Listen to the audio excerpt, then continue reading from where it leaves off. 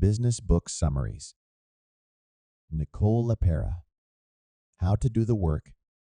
Understand your habits, heal from your past, and shape who you are today.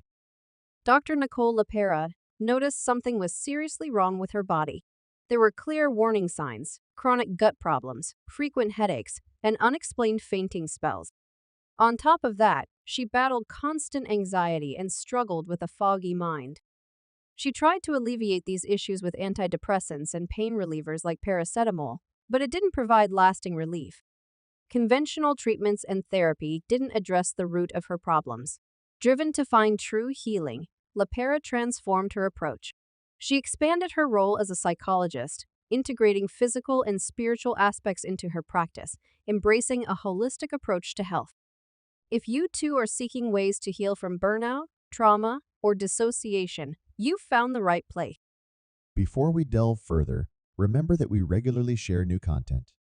Don't forget to subscribe to our channel Business Book Summaries and hit the notification bell for the latest updates. Spiritual awakenings are often associated with mountaintops or sacred places, but for Dr. Nicole Leperea, it occurred in an unexpected moment. Over a simple bowl of oatmeal, she found herself in tears that seemed unending.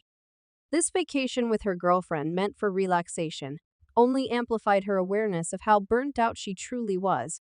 From the outside, Leperea seemed to have it all: a successful psychology practice, a loving partner, and a beautiful home in Philadelphia. However, internally, she was struggling. Exhaustion greeted her every morning, and she felt disconnected from both herself and her loved ones. Work frustrations and declining physical health added to her burden. It became evident that something needed to change in her life. The main idea here is that Dr. Leperea reached a low point and realized she needed a big change in her life.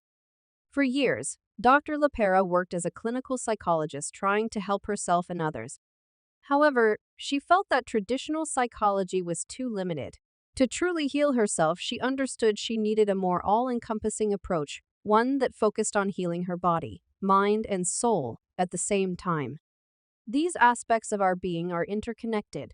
She began by prioritizing her physical health, exercising daily and eating nutritious meals. She also adopted regular breathwork and meditation sessions. Initially, sticking to this routine was tough, but after a few months, her body started to crave it. Dealing with her childhood trauma was another essential step.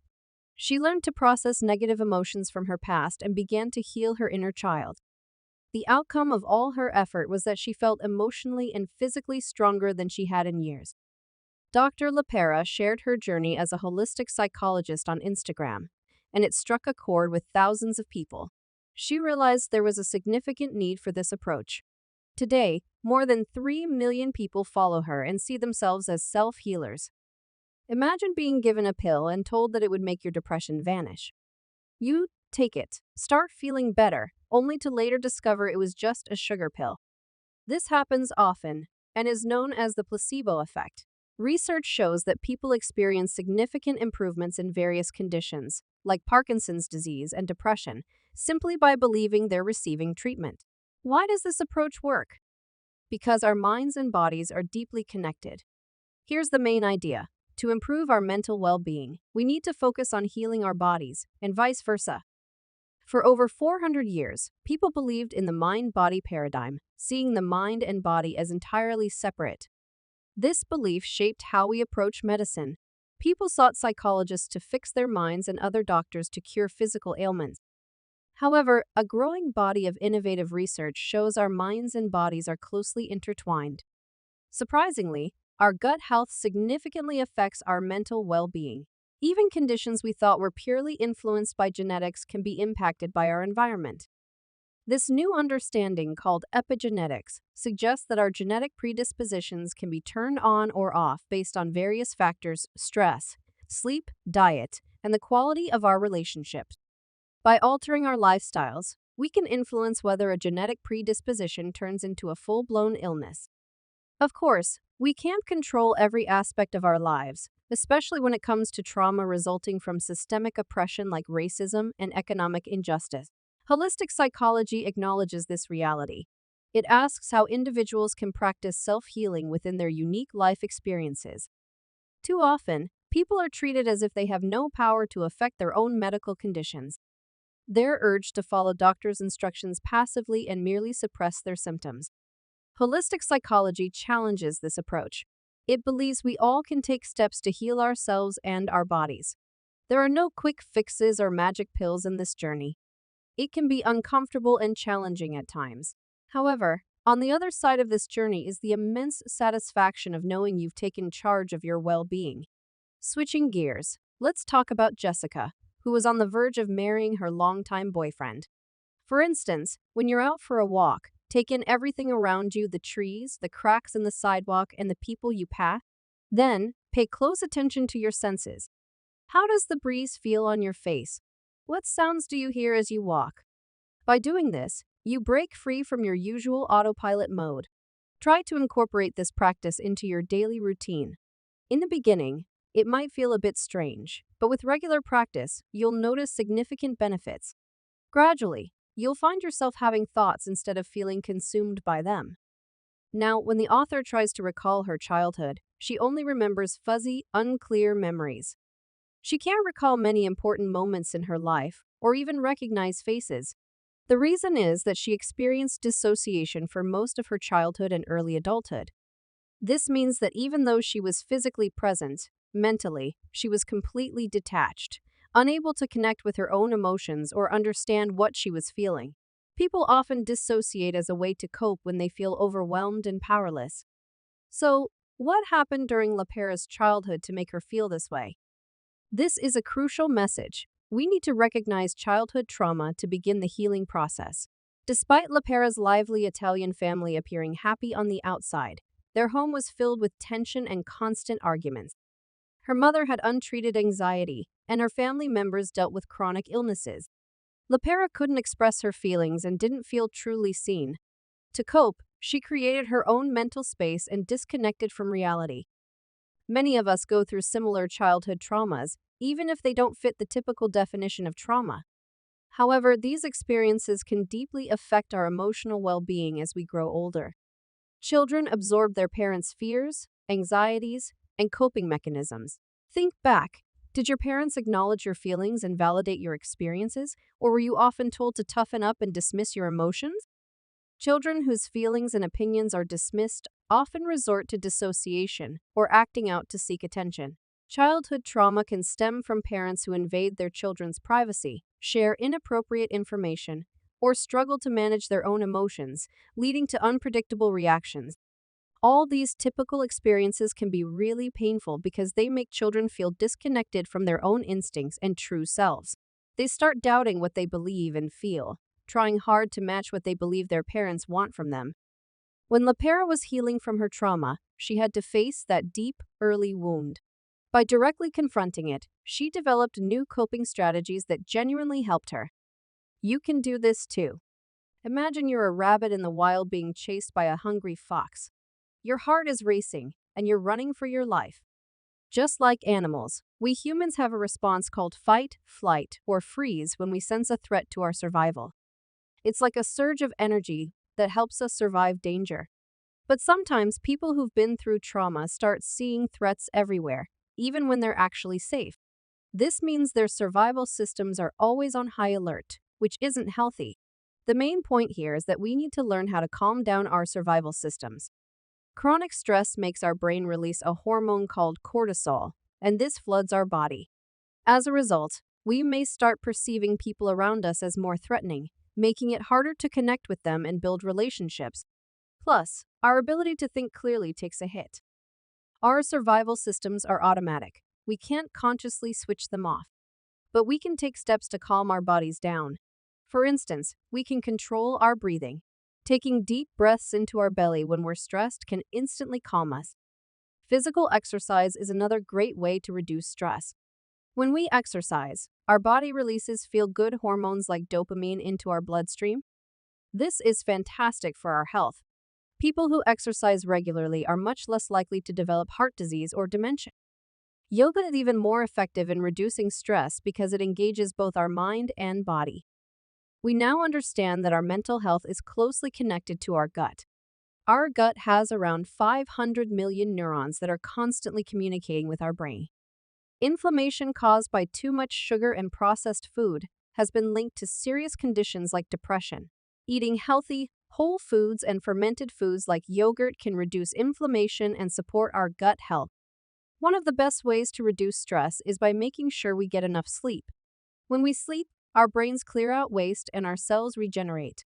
So, it's important to go to bed on time. Have you ever felt like you don't matter or that nobody cares about you? These are examples of core beliefs that were formed in childhood and shape how we see ourselves and our lives. Our brains are like powerful filters, sorting through information from the outside world. When we have a negative core belief, our brains tend to pick evidence that supports it. This is called confirmation bias. For example, if we believe we're worthless, we'll focus on criticism and dismiss praise. We may see a job promotion as a fluke rather than something we've earned. This insecurity can seep into our relationships, making us test our loved ones. Negative core beliefs can influence every part of our lives. The main point is this: reparenting ourselves can rewire these core beliefs. If we recognize our negative core beliefs and put in the effort to heal, we can change how we think and view the world. One of the best ways to change how we see ourselves is to go back to where these beliefs first took root, usually during our early years. To heal, we need to connect with our inner child. Remember what you were like when you were young? Our younger selves often carry deep wounds from our relationships with our parents. Attachment theory tells us that when children feel safe and loved by their parents, they grow emotionally strong and confident to explore the world on their own. But when parents are inconsistent or distant with affection, children feel desperate and needy or might shut down, avoiding connection. During this vulnerable phase, we start forming beliefs about ourselves. Some children become caretakers, thinking they need to earn love by being useful to others. Others become overachievers, believing their worth is based on their accomplishments. A potent way to heal these wounds is by reparenting ourselves. It involves being lovingly disciplined, making and keeping small promises to ourselves, prioritizing self-care, and managing our emotions. Your wise and caring inner parent can acknowledge and validate your genuine needs and feelings. These actions help you rebuild trust with your inner child. By recognizing their fears and survival strategies, you can change the painful beliefs you once held. Susan felt like she was being walked over. Her friends leaned on her whenever they needed, never asking how she felt. Even her family invaded her space whenever they pleased. She had weak boundaries, desperately trying to please everyone and losing touch with her own needs and desires. She traced this dynamic back to her childhood. Her mother was emotionally controlling, even invading her privacy by reading her diary.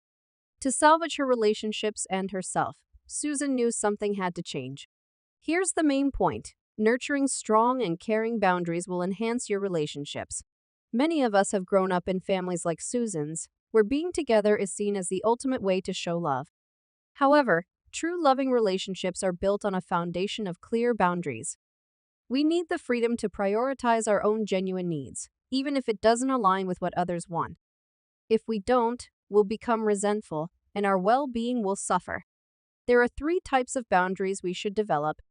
Physical boundaries. These relate to our bodily independence, how we prefer to be touched, what food we want to eat, or the self-care practices important for our body. Resource boundaries. Susan's friends were unknowingly taking a significant resource from her time. But we can choose intentionally whom we give our time and money to. Mental and emotional boundaries. In tightly knit families, children often aren't encouraged to develop personal boundaries. They might feel responsible for their parents' emotional needs and pressured to conform to the family's thoughts or beliefs. Asserting your own boundaries means making space for your feelings, opinions, and beliefs. Creating and maintaining boundaries can be challenging. People might react negatively to change and may try to make you feel guilty for disrupting the usual way of things. Be prepared in advance and regulate your emotions before asserting your boundaries. Choose a calm moment for this. Don't do it during a heated argument. It might feel intimidating initially, but boundaries ultimately strengthen your relationships. As humans, we naturally seek connection, and our well-being thrives on community support. That's why beginning a healing journey can be frightening.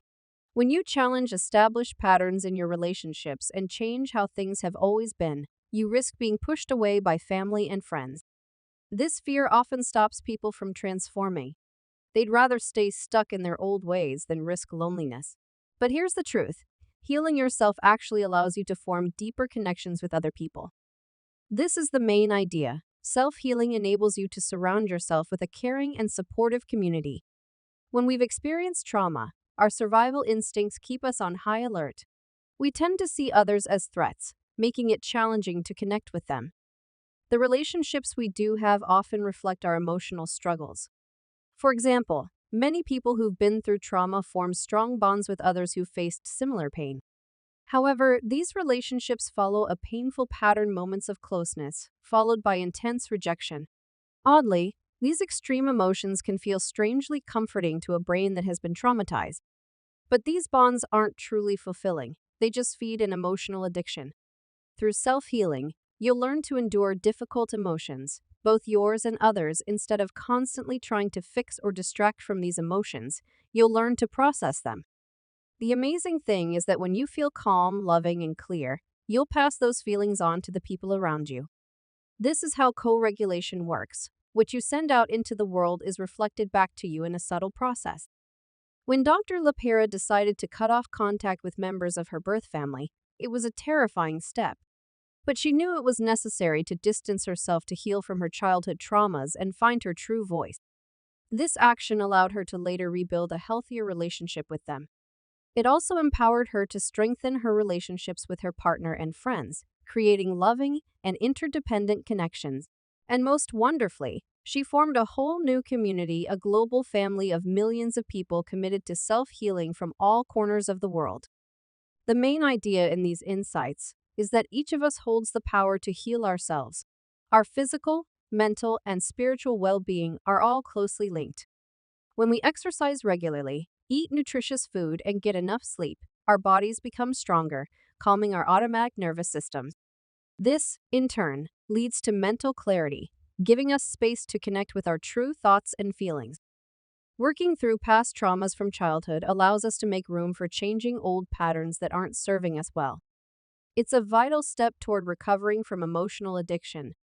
Here's some practical advice: take it one step at a time. It might be tempting to try changing your entire life all at once, but we are creatures of habit.